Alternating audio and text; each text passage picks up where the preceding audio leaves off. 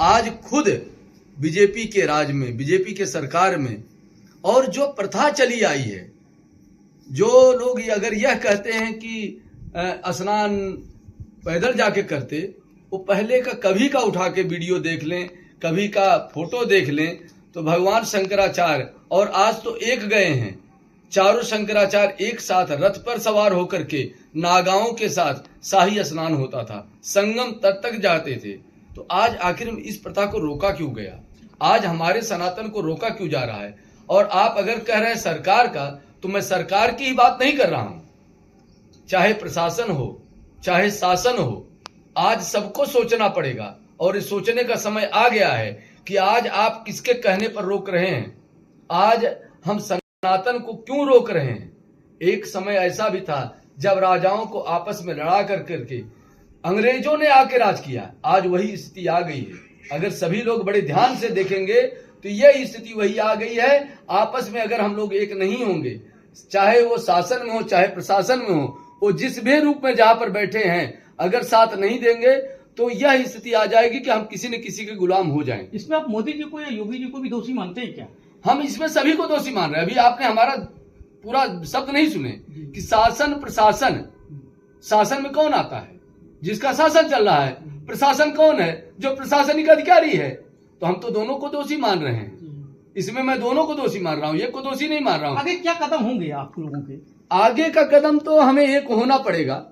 एक दिन पहले वक्तव्य दिया था कि सभी साधु संतों को एक होना चाहिए। अभी इस माघ मेले में सभी संतों के दरवाजे पे जा रहे थे एक करने के लिए, कुछ गलत तो नहीं कर रहे थे।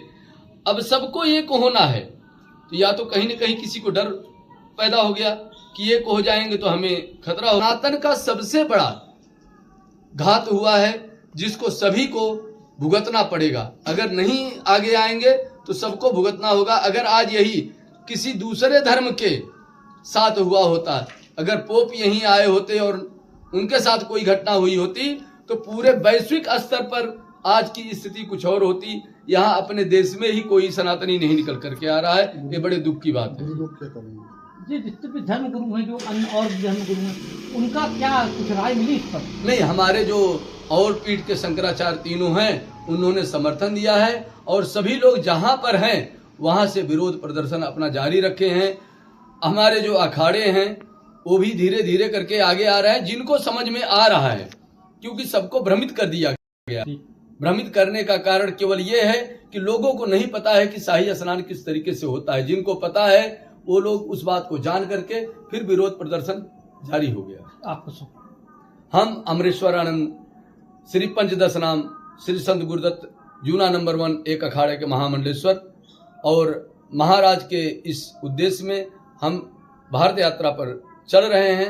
अभी हम जबलपुर के लक्ष्मी नारायण मंदिर पर हैं और यहाँ से महाराज जी का जो भी विरोध प्रदर्शन, जो भी समर्थन हो रहा है, वो हम कर रहे हैं। एक दिन पहले वक्तव्य दिया था